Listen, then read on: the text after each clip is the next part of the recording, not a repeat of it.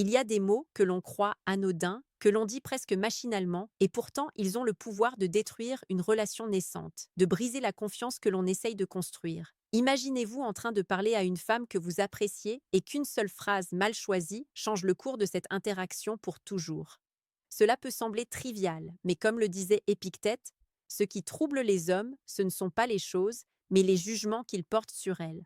Autrement dit, ce n'est pas elle qui réagit à ce que vous dites, mais à ce que votre mot fait naître dans son esprit. Comprendre cette subtilité est la première étape pour ne jamais commettre une erreur fatale. Prenons un exemple simple. Dire « tu devrais » à quelqu'un, même avec la meilleure intention, installe un déséquilibre.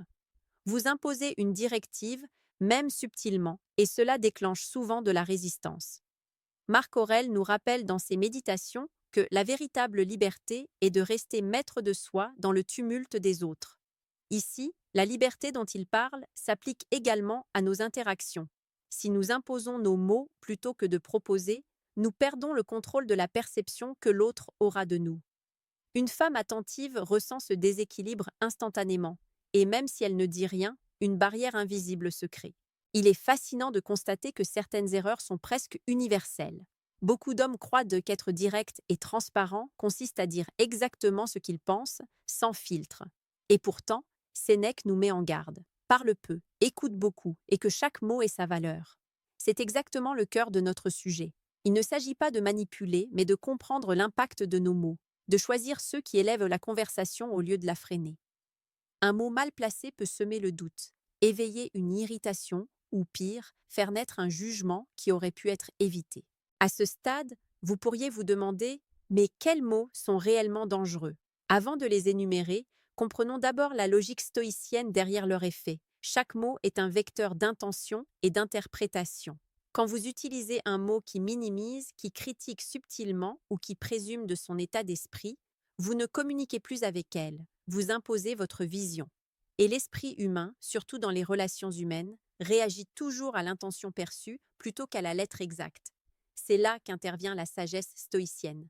Être conscient de l'impact, rester maître de ses mots et aligner votre langage avec le respect et la curiosité authentique. Imaginons la scène. Vous êtes en conversation et par habitude vous glissez un « tu devrais faire ça » ou un « c'est bizarre que tu ». Ce n'est pas un jugement explicite, mais il est perçu comme tel. L'effet est immédiat, même s'il est subtil. Elle se ferme, votre influence diminue et le lien se fragmente.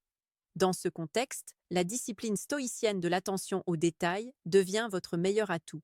Comme Marc Aurèle l'écrivait, ne laisse rien t'échapper. Examine chaque acte, chaque parole, comme si tu devais en rendre compte.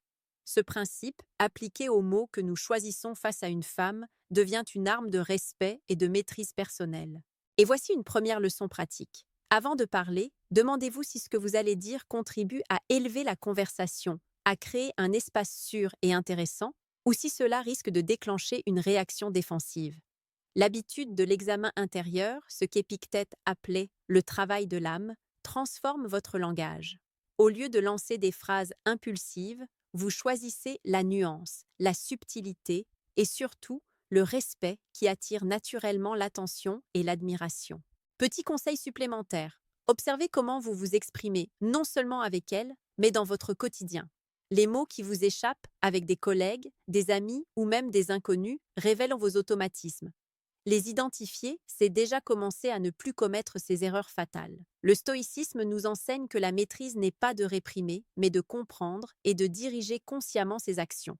Chaque conversation devient alors un terrain d'entraînement, une opportunité de cultiver l'art de parler avec intention et impact. Au fil de cette exploration, vous découvrirez que certains mots sont particulièrement destructeurs parce qu'ils touchent à la perception qu'elle a de sa liberté, de son intelligence et de sa valeur. Ce sont des mots qui, intentionnellement ou non, donnent l'impression de juger, de corriger ou de diminuer. Et ici, le stoïcisme nous offre un guide précieux, l'observation calme, le discernement avant de parler et la patience pour laisser les choses se déployer naturellement. Mais il ne s'agit pas seulement de ne pas dire ces mots.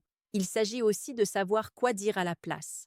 Comment transmettre son intérêt, son attention et sa curiosité sans empiéter sur sa liberté ou déclencher une réaction défensive. C'est un art que Sénèque résume parfaitement. L'homme sage est celui qui parle peu mais qui dit beaucoup.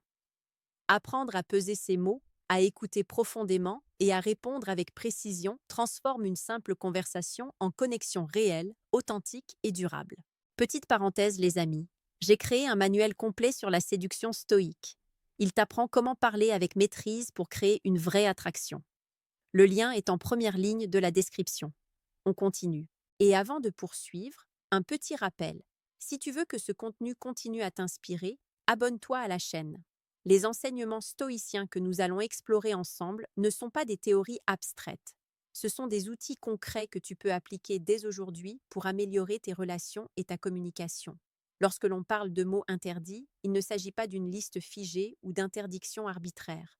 Ce sont des expressions qui, à chaque fois qu'elles apparaissent, déclenchent des réactions inconscientes. Par exemple, dire « tu ne devrais pas » ou « pourquoi fais-tu ça » peut sembler naturel, presque banal, mais la vérité stoïcienne nous enseigne que ces phrases projettent une forme de contrôle sur l'autre. Épictète disait « N'essaie pas de changer ce qui dépend d'autrui, maîtrise ce qui dépend de toi ». Appliqué ici, cela signifie qu'on ne peut pas imposer nos jugements ou nos idées sur elles. La seule maîtrise que nous possédons, c'est notre manière de parler et de nous comporter. Prenons un exemple concret que vous avez sûrement vécu. Vous êtes en conversation et dans un moment d'enthousiasme ou de maladresse, vous laissez échapper un « c'est bizarre que tu aies fait ça ». Même sans intention de blesser, la perception qu'elle en aura sera différente. Vous mettez en lumière une faille ou vous suggérez qu'elle aurait dû agir autrement. C'est exactement ce que Sénèque appelait la parole malheureuse, celle qui vient du jugement plutôt que de la compréhension. Dans ces moments, la moindre réaction défensive peut interrompre le flux naturel de la discussion et la connexion se fragilise. Il est fascinant de voir à quel point notre langage ordinaire peut trahir nos intentions. Beaucoup d'hommes pensent qu'être authentique signifie dire tout ce qu'ils pensent, mais le stoïcisme nous enseigne la nuance et la discipline. Marc Aurèle écrivait « Celui qui vit en harmonie avec la raison n'a rien à craindre ni à espérer des autres ». Dans le contexte des relations, cela se traduit par l'attention portée à chaque mot. Il ne s'agit pas de cacher ses pensées, mais de les formuler de manière à respecter la liberté et l'intelligence de l'autre personne. C'est cette subtile maîtrise qui crée de la fascination et de l'admiration sans jamais forcer ou manipuler.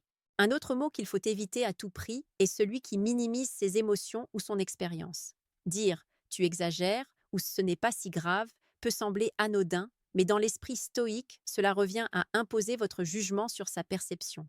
Épictète rappelait que la souffrance ne vient pas des événements, mais de l'opinion que nous en avons.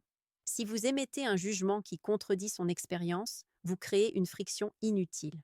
Et c'est exactement ce que vous voulez éviter si votre objectif est de maintenir une conversation fluide, respectueuse et engageante. Pour illustrer encore plus clairement, imaginez cette situation. Elle partage une inquiétude ou un sentiment personnel, et votre réflexe est de dire « tu devrais te calmer » ou « ce n'est pas important ». La conséquence immédiate n'est pas toujours visible, mais elle est bien réelle. Vous interrompez son expression, vous dévalorisez son ressenti, et surtout, vous semez un doute sur votre capacité à écouter et comprendre. Sénèque nous invite à pratiquer l'empathie réfléchie. La sagesse consiste à se conformer à la nature des choses et à ne pas tenter de la dominer par la force. Dans la communication, cela se traduit par l'écoute active et le respect des émotions de l'autre, sans jugement ni interruption.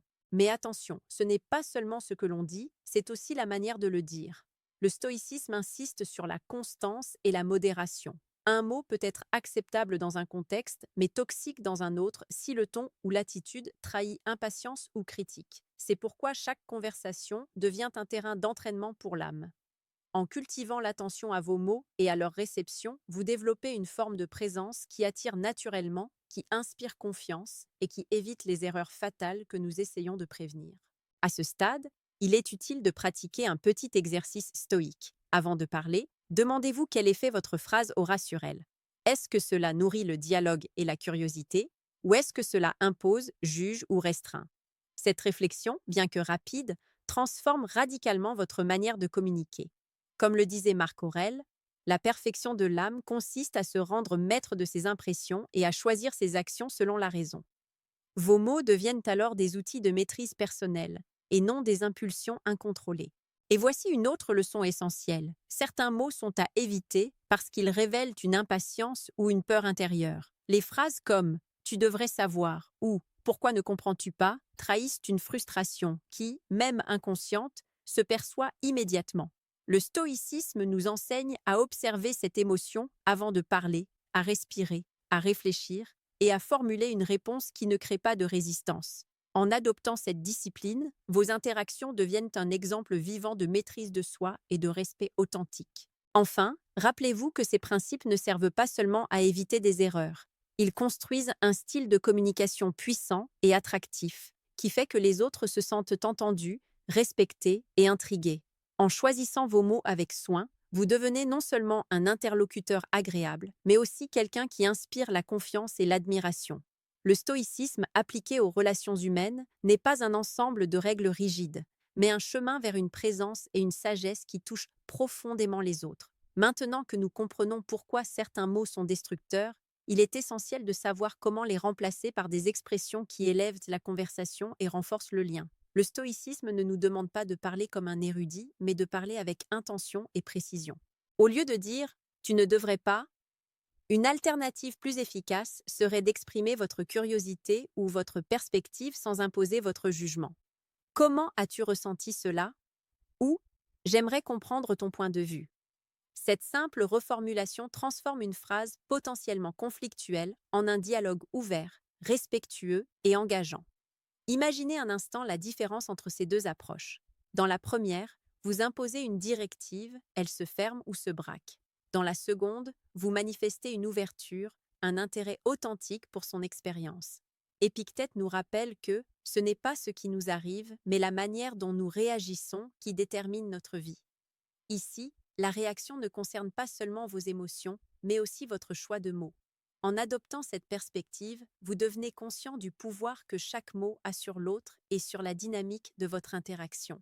Il existe également des mots qui, sans être explicitement critiques, trahissent une impatience ou un jugement implicite. Dire « tu es trop sensible » ou « c'est ridicule » peut sembler anodin, mais ces mots activent une défense immédiate. Le stoïcisme enseigne l'observation calme avant de parler. Marc Aurèle disait « N'agis pas comme si tu étais destiné à vivre demain. Observe chaque instant avec clarté et présence. » Appliqué à nos interactions, cela signifie écouter attentivement, comprendre le contexte et répondre avec sagesse plutôt qu'avec impulsivité ou habitude. Un autre piège fréquent est le langage qui présume de ce qu'elle pense ou ressent. Les phrases comme « tu penses que » ou « tu dois ressentir que » sont des raccourcis dangereux. Elles révèlent une projection de votre jugement sur son expérience.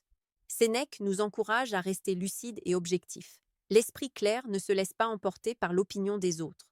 Dans les conversations, cette clarté se traduit par l'humilité de poser des questions, d'écouter et de laisser l'autre exprimer sa réalité sans que vous la filtriez ou la corrigiez. Cette approche, loin d'être passive, instaure une véritable autorité et maturité dans la communication. Mais le stoïcisme ne consiste pas seulement à éviter les erreurs. Il offre aussi un cadre pour enrichir vos échanges. Plutôt que de dire ce qui est interdit, nous pouvons choisir des mots qui inspirent, encouragent et éveillent l'intérêt. Par exemple, remplacer « tu devrais faire ceci » par « j'ai découvert une façon intéressante de voir les choses, veux-tu que je te la partage ?» Cela transforme une directive en invitation et une potentielle tension en curiosité partagée. Cette subtilité fait toute la différence et démontre la puissance de la parole maîtrisée. À ce stade, vous commencez à comprendre que le véritable pouvoir des mots réside dans leur intention et leur réception. Même une phrase neutre peut être perçue négativement si elle est prononcée avec impatience, fatigue ou jugement implicite. Le stoïcisme nous enseigne à aligner notre esprit et notre langage, à créer une congruence entre ce que nous pensons, ce que nous ressentons et ce que nous exprimons. Cette maîtrise devient une forme d'attraction naturelle, car elle révèle une stabilité et une clarté intérieure qui captivent l'attention sans effort.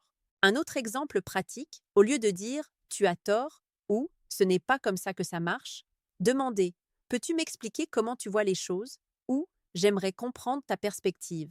Cette reformulation, bien qu'apparemment simple, montre un profond respect pour son point de vue, tout en préservant votre propre position. C'est exactement ce que Marc Aurèle appelait la force tranquille de l'esprit.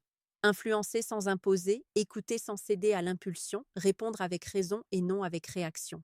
Et c'est ici que le stoïcisme rejoint l'art de la séduction dans sa forme la plus noble. Il ne s'agit pas de manipuler, mais de créer un espace où la confiance et la curiosité peuvent s'épanouir. Chaque mot choisi avec soin, chaque phrase formulée avec conscience, devient un pont vers une connexion plus authentique et durable. L'attention à vos paroles devient un reflet de votre discipline intérieure, et cette discipline est ce qui distingue un homme réfléchi et attractif d'un homme impulsif et prévisible. Avant de continuer, souvenez-vous, la maîtrise de la parole n'est pas une performance. Elle est le résultat d'une pratique quotidienne, d'une observation attentive de soi et des autres. Chaque conversation est une opportunité de vous exercer à la clarté, à la précision et à l'empathie. Comme Sénèque l'écrivait, la vie n'est pas d'attendre que l'orage passe, mais d'apprendre à danser sous la pluie. Dans nos échanges, cette danse consiste à parler avec sagesse, à éviter les mots qui détruisent et à choisir ceux qui construisent. À ce stade, vous avez compris que certains mots peuvent créer des barrières invisibles, mais il est tout aussi essentiel de comprendre pourquoi le stoïcisme nous encourage à ne jamais parler sans réflexion. L'esprit humain est comme un miroir. Il reflète nos intentions, nos émotions et notre maîtrise intérieure. Si vos mots trahissent impatience, jugement ou frustration, la réaction de l'autre ne fait que refléter ce déséquilibre. Épictète nous rappelle: ce n'est pas l'événement qui trouble l'âme, mais le jugement que l'on en fait. Dans la pratique, cela signifie que chaque mot que vous prononcez a le pouvoir de renforcer ou d'affaiblir la perception qu'elle a de vous. Un exemple frappant se produit souvent dans les conversations quotidiennes. Vous essayez de plaisanter ou de taquiner, mais votre formulation contient un mot maladroit, comme toujours ou jamais. Ces mots, bien que subtils, installent une généralisation et peuvent déclencher un sentiment d'injustice ou de critique. Marc Aurèle nous enseigne: chaque jour, rappelle-toi que tu ne dois pas être esclave de tes impressions. Dans le langage, cela se traduit par l'attention à chaque nuance, à chaque tournure, afin de ne pas laisser une exagération ou une habitude saboter la communication. Il y a également des expressions qui semblent neutres, mais qui, dans la perception de l'autre, véhiculent un manque de considération. Dire «tu devrais comprendre» ou «évidemment» peut sembler anodin, mais elle présume de sa compréhension et minimise son expérience. Le stoïcisme nous apprend à observer et à anticiper les réactions sans pour autant les craindre ou les juger. Sénèque écrivait: l'homme sage ne se laisse pas troubler par ce qui échappe à son contrôle. Ici, l'essentiel est de concentrer votre attention sur ce que vous pouvez contrôler: vos mots, votre ton, votre intention. Le reste appartient à la perception de l'autre. Mais comprendre l'effet destructeur de certains mots ne suffit pas. Il faut aussi savoir insuffler dans vos échanges une forme d'attraction naturelle, basée sur la maîtrise de soi et la clarté. Les mots choisis avec soin, qui manifestent écoute, curiosité et respect, créent un champ d'attention où elle se sent libre et valorisée. Par exemple, remplacer «tu devrais» par «j'aimerais savoir comment tu vois cela» ou «que penses-tu de» transforme le ton d'une conversation et ouvre un espace de dialogue authentique. Cette pratique n'est pas simplement une technique, c'est l'expression concrète de la sagesse stoïque appliquée aux relations humaines. Un autre point crucial concerne l'émotion derrière les mots. Même les phrases correctes peuvent échouer si elles sont prononcées avec frustration ou impatience. Le stoïcisme nous enseigne à observer notre état intérieur avant de parler. Marc Aurèle disait: que tes actions soient dirigées par la raison, non par la passion. Dans les interactions, cela signifie respirer, réfléchir et aligner votre intention à vos paroles. Lorsque vos mots reflètent votre calme et votre clarté, ils deviennent puissants et attractifs, car ils inspirent confiance et respect. C'est également à ce moment que la pratique stoïcienne de la visualisation mentale prend tout son sens. Imaginez les conversations à venir, anticipez les mots que vous pourriez prononcer et observez mentalement leur impact. Cette discipline transforme une conversation ordinaire en un exercice de maîtrise et de présence. Épictète disait que l'homme n'est pas perturbé par les choses, mais par l'opinion qu'il en a. De même, votre langage ne crée pas seulement l'impression de sagesse, il forge véritablement votre influence, non par manipulation, mais par cohérence intérieure. Avant de passer à la dernière étape, une petite note pratique: observez les réactions lorsqu'une phrase est mal formulée. Même un simple toujours ou jamais peut provoquer un recul subtil. La maîtrise stoïque ne consiste pas à éviter tous les mots à risque, mais à reconnaître leur effet et à choisir consciemment des alternatives qui favorisent l'harmonie et la connexion. C'est ainsi que l'on construit un style de communication à la fois ferme, respectueux et profondément attractif. Et maintenant, une petite parenthèse importante avant la conclusion. Petite parenthèse les amis. J'ai créé un manuel complet sur la séduction stoïque. Il t'apprend comment parler avec maîtrise pour créer une vraie attraction. Le lien est en première ligne de la description. On continue. Maintenant que nous avons exploré l'impact des mots interdits et la manière de les remplacer par des expressions conscientes, il est temps de tirer les leçons finales pour transformer vos conversations. Le stoïcisme nous enseigne que la maîtrise de soi ne se limite pas à nos pensées ou à nos émotions. Elle se manifeste dans chaque action, chaque geste et surtout chaque mot. Chaque phrase prononcée avec intention devient une extension de votre discipline intérieure, et chaque silence bien placé peut renforcer la force de vos paroles. Sénèque rappelait, la sagesse ne consiste pas seulement à savoir, mais à agir conformément à ce que l'on sait. Appliqué ici, cela signifie que comprendre quels mots éviter ne suffit pas. Il faut les remplacer activement par des mots qui construisent, qui respectent et qui éveillent en l'intérêt. Un principe fondamental est de toujours aligner votre langage avec votre respect et votre curiosité pour l'autre personne. Les mots doivent refléter l'attention que vous portez, non le jugement que vous imposez. Épictète enseignait que la véritable liberté réside dans la maîtrise de ses impressions et de ses actions. Dans le contexte des relations, cela signifie observer vos impulsions, respirer avant de parler et choisir vos mots comme un artisan choisit ses outils, avec soin, précision et intention. Ce simple geste de conscience transforme chaque conversation en un espace de confiance et de connexion réelle. Il est également essentiel de rappeler que la séduction stoïque n'est pas un artifice ou une manipulation. Elle repose sur la clarté, la patience et le respect. Un mot mal placé peut détruire des semaines d'efforts silencieux, tandis qu'une phrase bien choisie peut ouvrir des portes invisibles.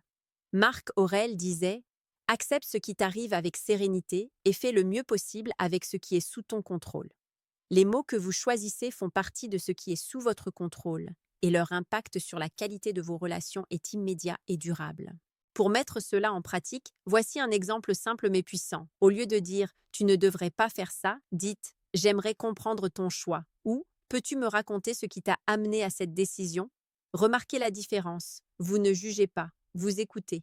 Vous ne contraignez pas, vous invitez. Et cette approche, ancrée dans le stoïcisme, crée une présence qui attire naturellement, car elle démontre votre calme, votre confiance et votre capacité à respecter l'autre tout en restant maître de vous-même. Avant de clore, souvenez-vous que chaque interaction est un exercice vivant de discipline et de sagesse. Observez vos automatismes, identifiez les mots qui trahissent impatience ou jugement, et entraînez-vous à les remplacer par des expressions d'ouverture et de curiosité. Sénèque disait « Ce n'est pas la richesse, ni la gloire, mais la sagesse qui rend l'homme libre. » Dans vos conversations, la sagesse consiste à transformer chaque mot en un acte de liberté et de respect, non seulement pour elle, mais pour vous-même. Enfin, retenez ceci. Éviter les mots interdits ne signifie pas se censurer, mais choisir de communiquer avec puissance et clarté. Chaque mot réfléchi, chaque phrase formulée avec soin révèle une force intérieure qui attire sans effort, inspire sans imposer et crée des liens authentiques. Le stoïcisme appliqué aux relations humaines n'est pas une théorie abstraite, c'est une pratique concrète, quotidienne, qui transforme la parole en un outil de maîtrise personnelle et d'attraction subtile. Souvenez-vous également que cette transformation est progressive. Soyez patient avec vous-même, observez vos progrès et intégrez ces principes jusqu'à ce qu'ils deviennent naturels. Avec le temps, votre langage deviendra un reflet de votre discipline, de votre respect et de votre sagesse intérieure. Et c'est cette cohérence entre ce que vous êtes et ce que vous dites qui fera la différence dans toutes vos interactions.